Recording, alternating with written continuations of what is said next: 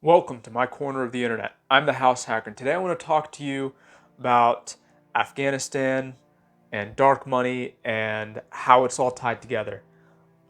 So we've all been following the news, and we've all been seeing what's been going on in Afghanistan and the unfortunate events as they unfold. And I wanted to kind of share my insights on that, and specifically how it ties into finance. And this is less focused on personal finance, but I figure that this is good insight for understanding how dark money works, as well as like how the super wealthy out there and influential can shift their money around in a way that is difficult to track. And I want to kind of preface a lot of this video is a lot of it's my analysis based off things that I've read. I'm going to be making assessments that may seem like analytical leaps to some, but these are just based off of what I've read over the years, as well as just things that just seem to make sense logically. Like, if you were to put yourself in the situation of someone who had billions of dollars, how would you shift your money around in a way to make it less visible? And for me, these are fun little logic puzzles to just kind of think of in my free time. So for the first one, I kind of want to dive into Afghanistan. I want to give you guys a little bit of a backstory, so bear with me because it does in fact tie back in. So from 2013 to 2018, I've done 3 deployments to Afghanistan totaling about 26 months. No, not about, it was in fact 26 months. And I worked with all branches, and I've also worked with various different types of missions, from detention to operations to partnerships, and what at the very end we were calling it train, advise, and assist, TAA. So it was a variety of stuff, and kind of watching the news, I have to say there isn't a single person I met, whether they're U.S. personnel or foreign partner, that actually believed the Afghan government could hold their own after the US pulled out. So keep that in mind when you hear from leadership saying something like, nobody expected the government to fall within 11 days. That is very interesting wording, right? They specifically said 11 days, which is, highly unlikely assessment. Someone might have said 2 weeks, 3 weeks, 4 weeks. I before the pullout even came up, I knew a lot of people talking about 1 month, and this is just casual, unofficial conversation of just people who followed what's been going on over there. So, with all of this said, something that really stuck out to me is an article that came out where they talked about the president of Afghanistan fleeing with like $169 million, as well as billions of dollars just going missing. So in general, the money over there had no accountability whatsoever where it went. And there was a lot of corruption between the different leaders over there that were just taking their own piece. And it was not uncommon to hear that an Afghan soldier just was not getting paid, or they were not getting food, or just they were not getting basic things that most soldiers would just expect to be there. So I noticed an opportunity would be available for those in power. So those in power would know that the pullout was going to be around a certain date. They would have known ahead of everybody else. So that's the first thing that we should just assume right off the bat, that they would have known ahead of time. Another assumption that we can look at is those individuals also, because they were in power, had access to funds and resources that were being provided by the US government. Putting these 2 bits of information, plus the thing that I said earlier about knowing that the Afghan government was going to fall, and it's going to fall quickly. You're right, nobody expected 11 days, but nobody was expecting more than a couple of months. And putting all of these 3 bits of information, I realized an opportunity opened up for somebody to siphon, not just one person, but many people to reach their hand in and siphon out a whole lot of money. And when the Taliban comes sweeping in, it's like a giant eraser just wiping its track clean. And that was kind of the first thing that I realized, maybe there is a financial nexus to the situation in Afghanistan that I can kind of tie into just things that I've noticed over the years with how money is kind of shifted around. And that's exactly what I would expect.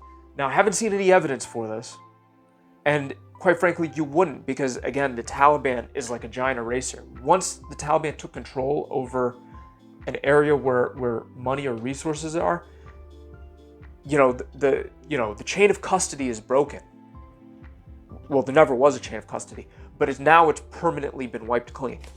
And the Taliban isn't gonna sit there and take, detailed accountability for all that stuff and report back to us to make sure that they got it all, that they in fact stole all of it. So anybody who was over there who had an opportunity to take was able to take. And I'm not saying that soldiers did. I'm talking about people in power who have massive access, like the president of Afghanistan. The whole thing about him taking nothing, I don't believe it one bit. I believe that he's been siphoning every single day that he's been in power, and he took on his way out as well. And you can see that with how quickly he abandoned his country, with very little effort to try and resist or fight back. So let's dive into dark money now in generalities. When we think who is the wealthiest person in the world, names like Jeff Bezos pops into our mind. But that's just money that isn't dark money, right? He's the richest person we know about. And there's a whole lot of money out there that's zero accountability, that just people are hiding it in ways that it's difficult to track. Let's start with like the 3 tiers of wealth. Like if you break down wealth, you can break them down into 3 categories. You have life-changing money. This is something like, million to 10 million. Then you have legacy building wealth, which is, 10 million to like 30 million, 50 million. And then you start getting into empire building. And this is a combination of wealth and power, and that power comes from developing roots. And so, for example, someone like Jeff Bezos has the money, but he doesn't have the roots because he still has a whole bunch of new money. There are individuals with old money, with deeper roots and deeper control into how they move their money around. Like if we were to look at the Saudi royal family, whose wealth is probably in the trillions, but nobody knows, right? We can sit here and speculate how much it is, but we'll never know because they literally have an entire country that they can clean their money through. They can shift their money around and make it invisible and do all kinds of stuff that can't be tracked because they have an entire country to clean it with. I mean, it's not like your local mob boss that has, a couple dry cleaners to wash the money. No, these guys have an entire nation. You got to think like that's a degree of power that is on a whole nother level of thinking. And you need a great degree of wealth before you could start empire building. And that's when you start influencing politicians simply by attending their events and donating to sit at a table at one of their special events. And that's when you start really beginning to cause influence. But that doesn't happen until you get yourself a certain amount of wealth. That's what a lot of these guys do. So how do we follow the money? Well, we can't follow it directly. That's the problem. But what we could do is look at things that occur and opportunities that are vulnerable for people to exploit. And from there, we can kind of extrapolate assessments of what's actually happening. But it is challenging because a lot of wealthy people have multiple streams of income. So money comes in from multiple directions and it goes out in multiple directions. It's difficult to tell where it's coming from and where it's going. Art, for example, is one of the cliche opportunities that people could use to exploit. I mean, that's the one that we see in movies where people are using art to move money around because it can be priced at whatever price you want. And that doesn't mean it's not still being used. It just means that's the cliche way of doing it.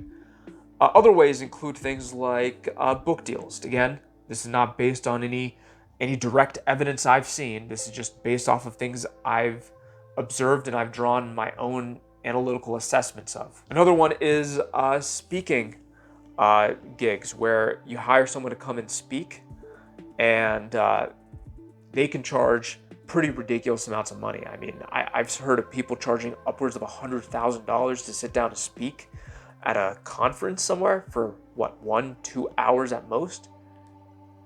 And that's a ridiculous amount of money for anybody making just to come and speak for an hour or two. Another one would be gaming the stock market through insider trading, right? So when we had the COVID lockdowns, there was a story of multiple members of Congress that sold their stock before the plummet because of the lockdowns that they were about to impose. And so let's think about that. Let's just use that as an example. Let's do a little bit of quick math here. If you sold the S&P 500 at the peak of the market pre-COVID, you would have sold at the price of $3,300 per share. If you were to buy at the bottom of the market, where it bottomed out pretty quickly, it was at $2,300 a share. And if you rode it all the way up till today, it's $4,500 a share. Now, if you're someone like me and you, we held on the entire time. Let's say that we had 10 shares. That would come out to about $4,500 of value in those 10 shares.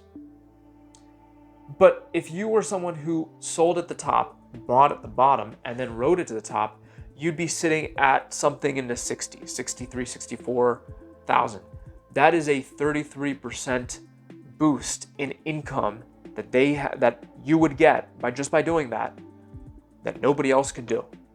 And this is a boost that you could have gotten access to if you were close to someone who was aware of this, like a congressman or a senator. Or you could have gotten the boost if you were a congressman or a senator. But everybody else, we're stuck having to play by a different set of rules. So what you're looking for is opportunities that open themselves up when you have placement from a position that you hold, or from information that you have access to that nobody else does. And you want to put yourself in the situation of these people who have the money or the information or the resources to access these advantages, and say, well, what would I do in those situations if I have access to all this stuff? If I was in fact trying to game the system in some way, how would I do it? And just try and think about it. And this isn't like a 10-minute thing. This is just something to, mentally chew on for a couple of days if this is something that you like doing, something I like doing. And you can kind of start seeing patterns if you do this, and it just kind of clicks for you. Like, who's tracking this information? Well, no, if nobody's tracking it, then that's a vulnerability.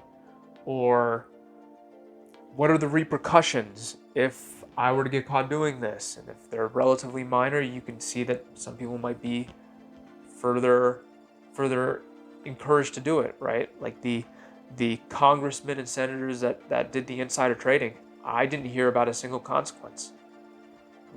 When 2008 happened, I mean, there was like one fall guy in an entire industry. Only one guy committed wrong. So you got to think like how these systems are configured to give people certain advantages and kind of approach them from that perspective. But those are my thoughts on it. If you like this video, I know it's a little bit different from what I normally make.